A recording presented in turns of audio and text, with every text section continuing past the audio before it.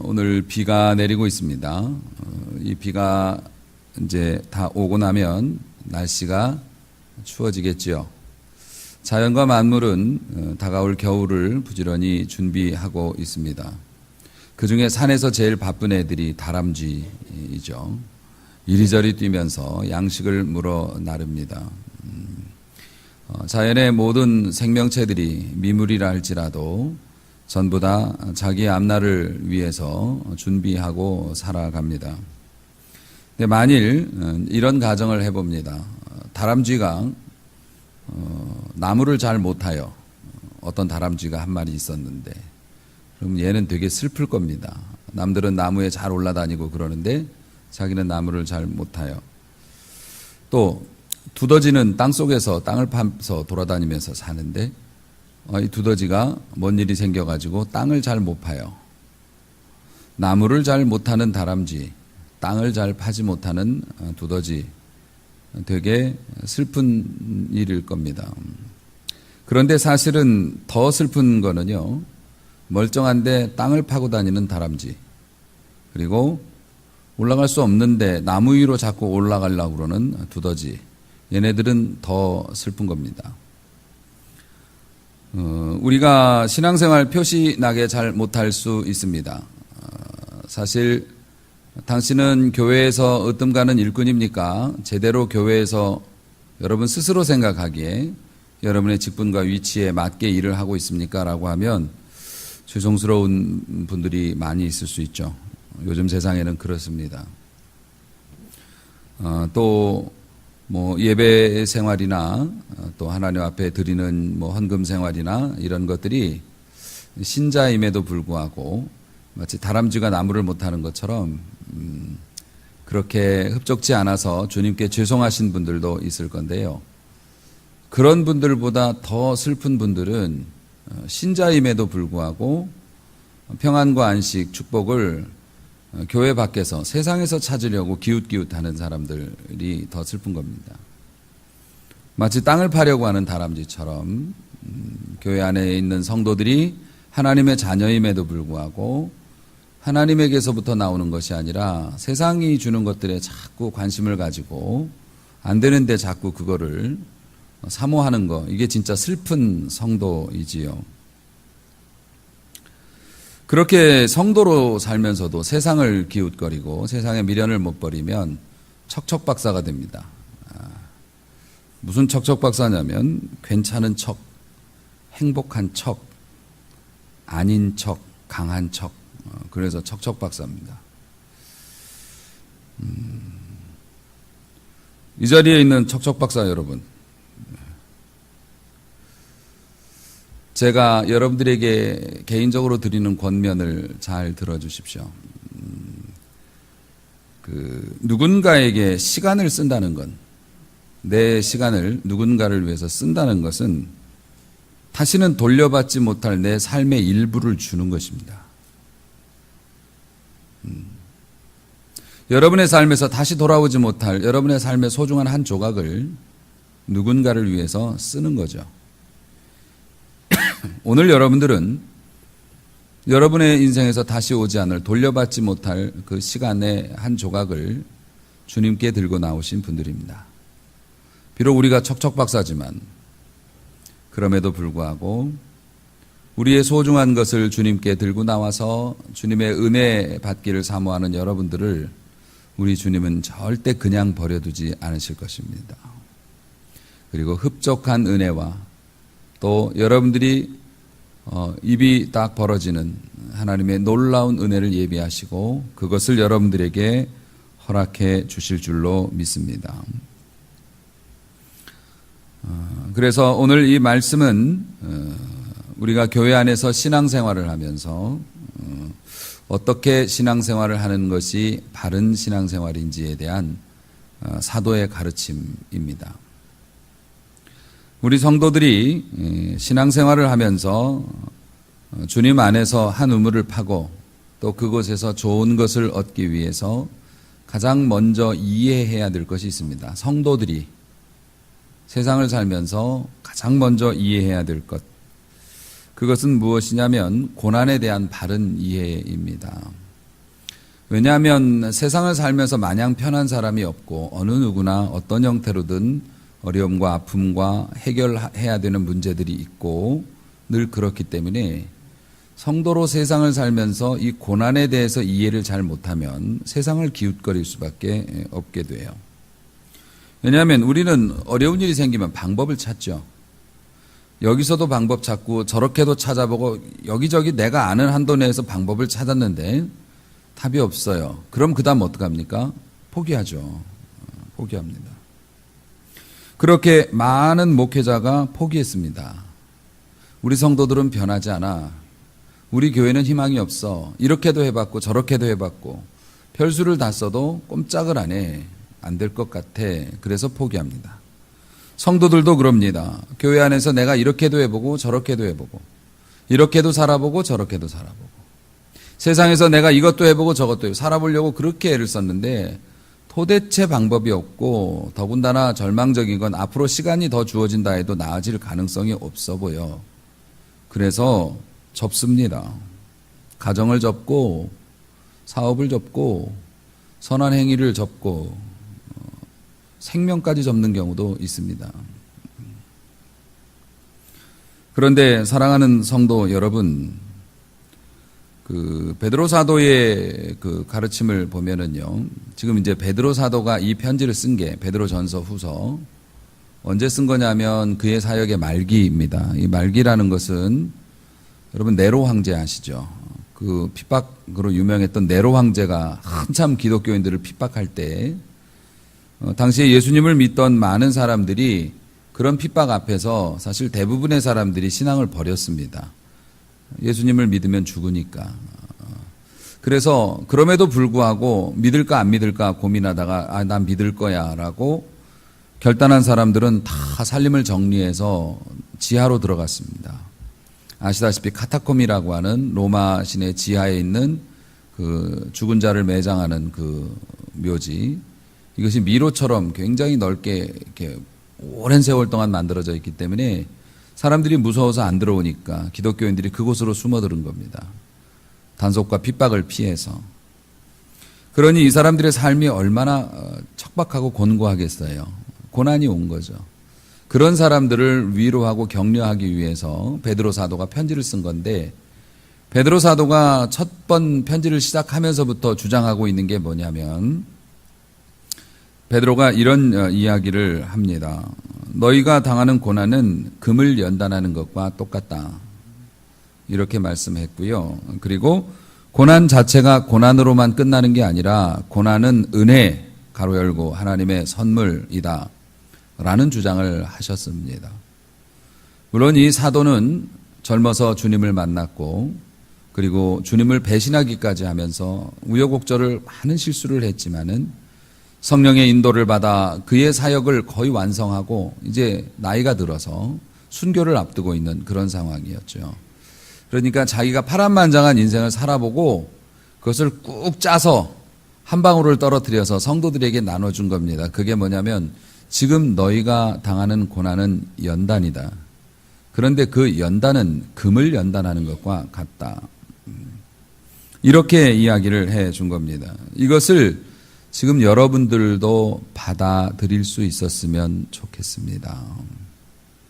왜냐하면 우리가 세상을 살면서 방법을 찾다가 방법을 못 찾으면 그 고난을 이해하지 못하여서 스스로 무너지게 되거든요. 여러분, 삶의 기술 중에 가장 높은 기술이 뭔 줄 아십니까? 삶을, 인생을 살아가는 기술 중에 제일 높은 기술. 보통은 돈을 많이 벌어오는 기술, 뭐 장사를 잘하는 기술, 애들을 뭐 공부를 잘 가르쳐서 뭐 좋은 학교를 보내는 기술. 여러분, 그런 기술보다 훨씬 고급진 기술이 있습니다. 견디는 기술.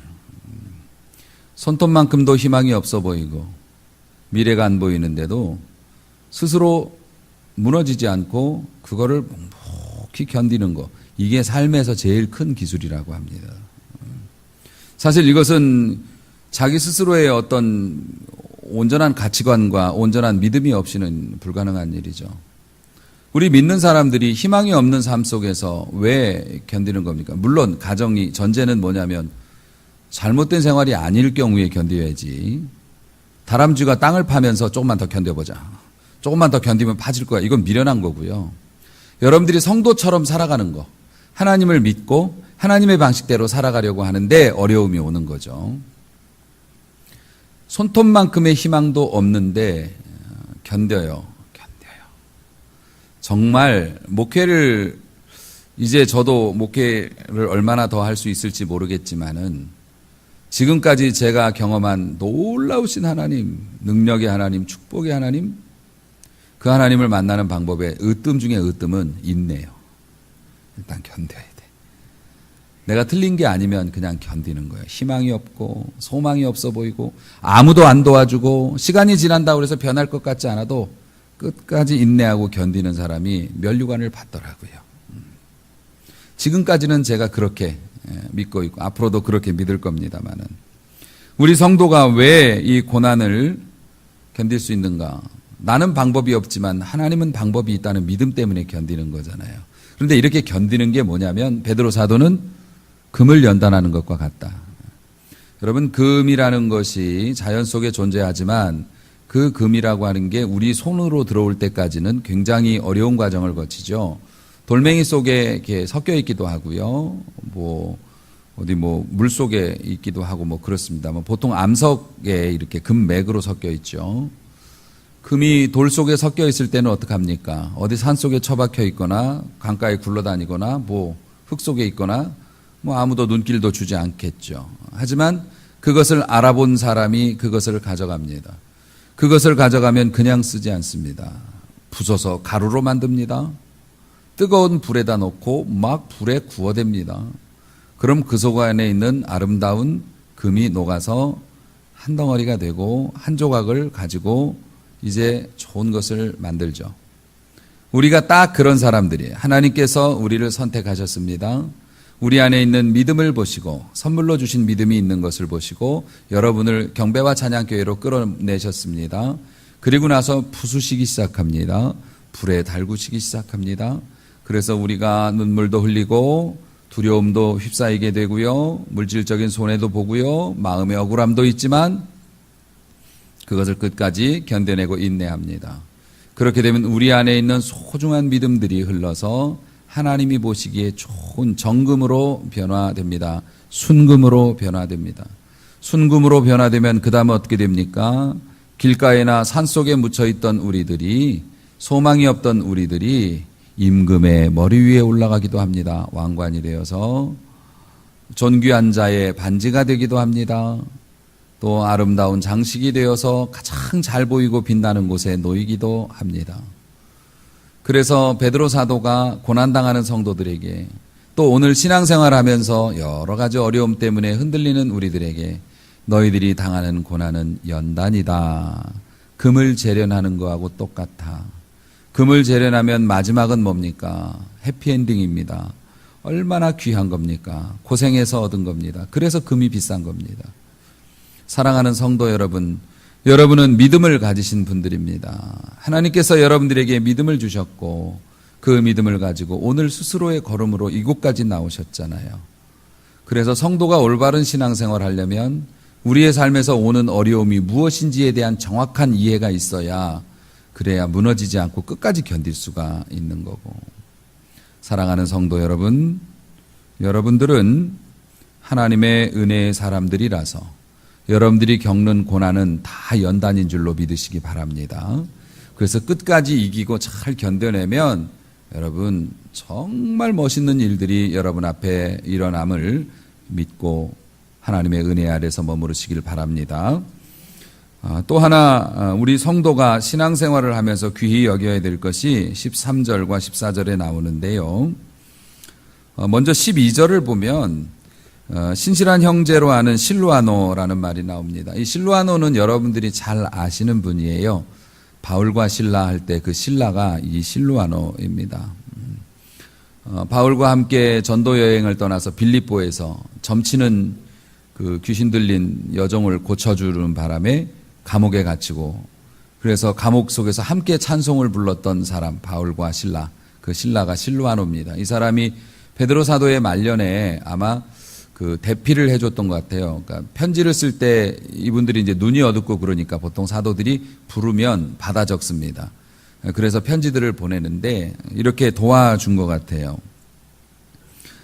신실한 형제로 하는 실루아노, 이 사람을 베드로 사도는 나의 신실한 형제다 이렇게 고백을 했잖아요. 그리고 13절에 보면 마가도 나옵니다. 이 마가도 여러분이 잘 아셔요. 마가는 바울과 함께 1차 전도 여행을 갔다가 중간에 도망갔어요. 마가라는 사람이. 그래서 베드로 사도가 2차 여행을 가면서 나 마가는 안 데리고 간다. 그래가지고 바나바하고 싸워가지고 바나바하고 서로 따로 헤어졌잖아요.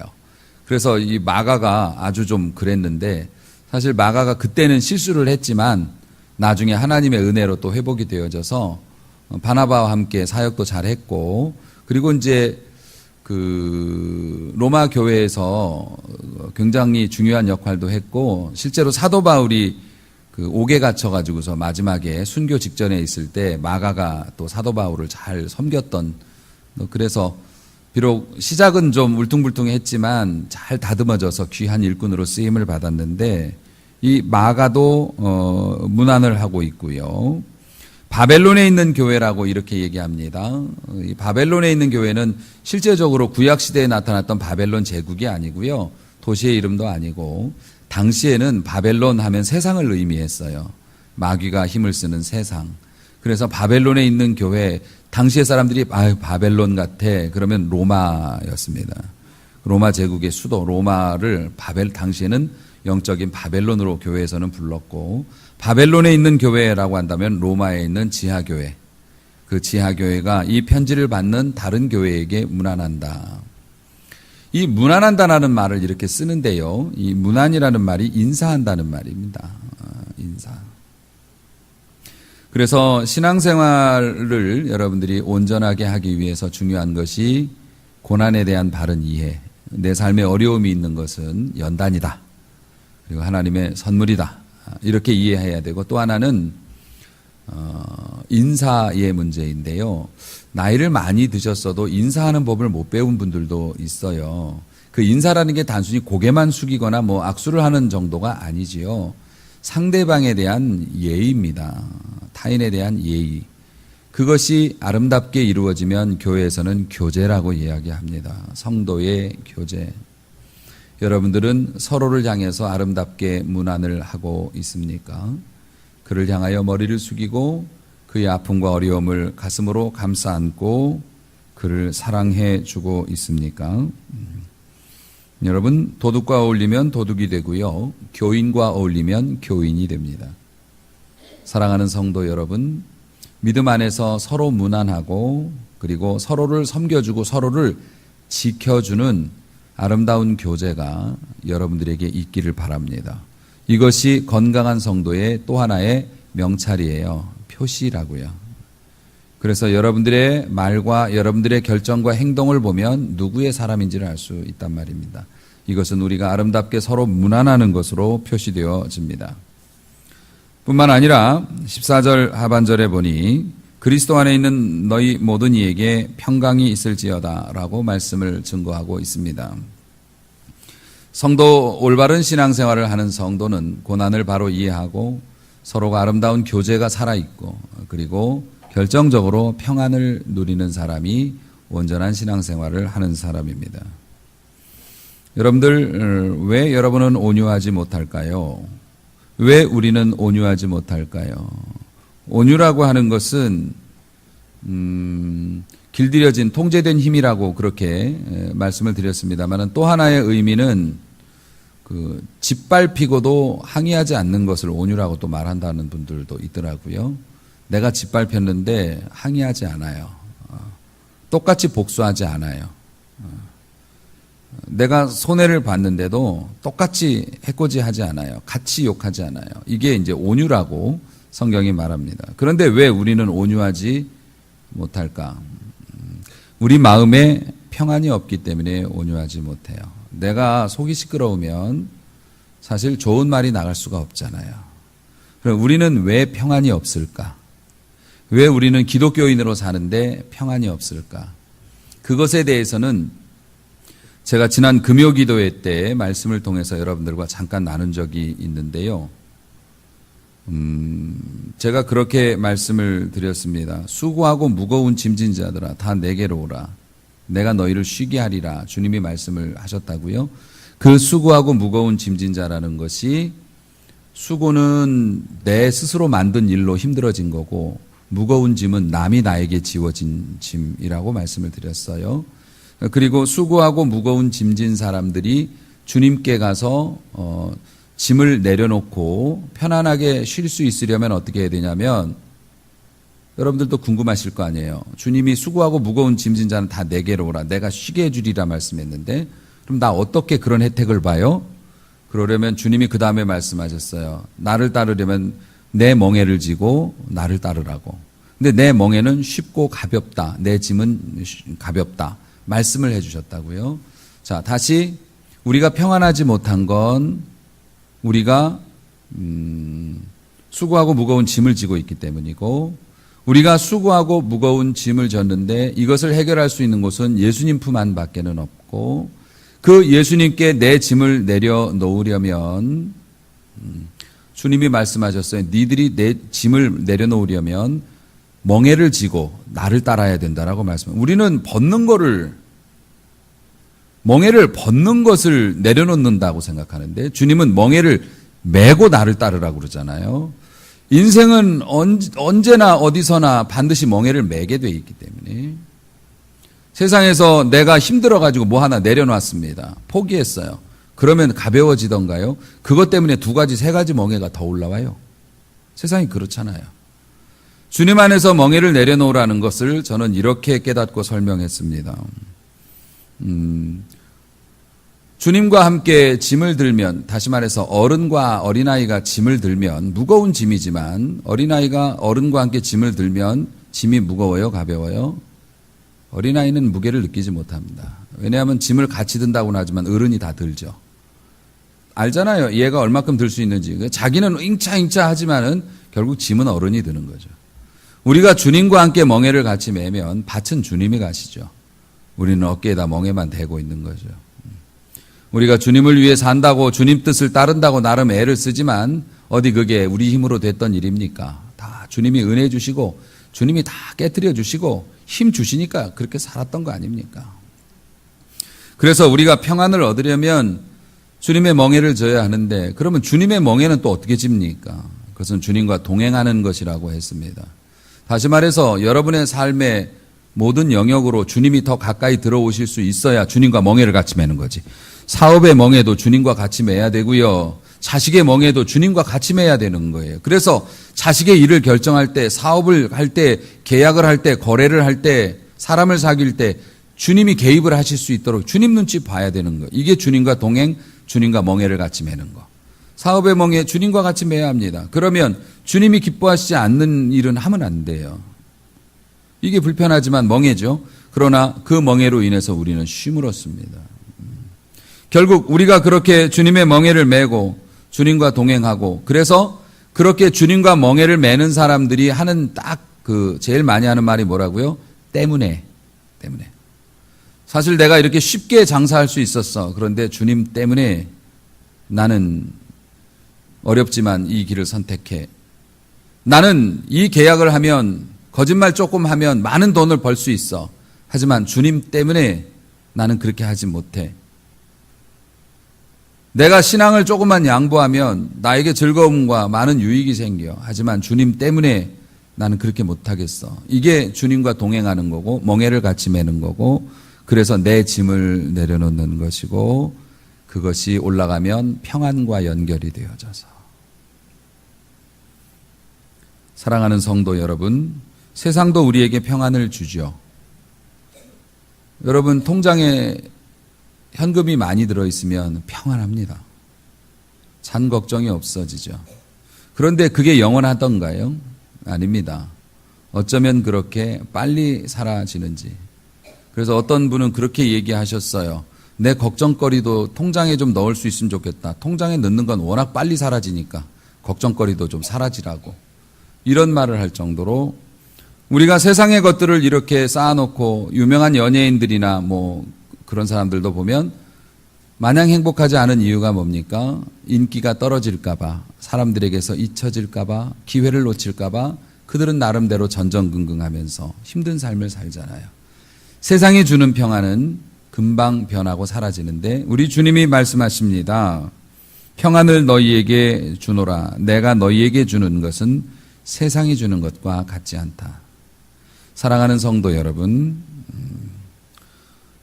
예수 안에 굳게 자리를 잡고 있으면, 다시 말해서 예수님을 가까이 모시고 예수님을 따라가고 예수님과 같이 사업하고 예수님과 밀착해서 가면 우리가 평안을 얻습니다. 왜냐하면 우리의 짐을 내려놓을 수 있으니까.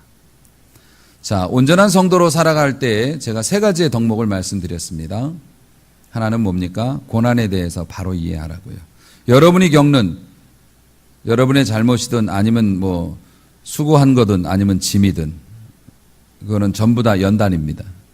연단에 이걸 잘 견뎌내면 금 나옵니다. 믿으시기 바랍니다. 그런 기회를 주신 주님께 감사해요. 그래서 사도 베드로는 자기 인생의 마지막 신앙의 엑기스를 이렇게 표현을 하는 겁니다. 너희가 연단받는 이것이 금으로 연단받는 것과 똑같아서 그래서 하나님의 은혜에 감사해야 된다고.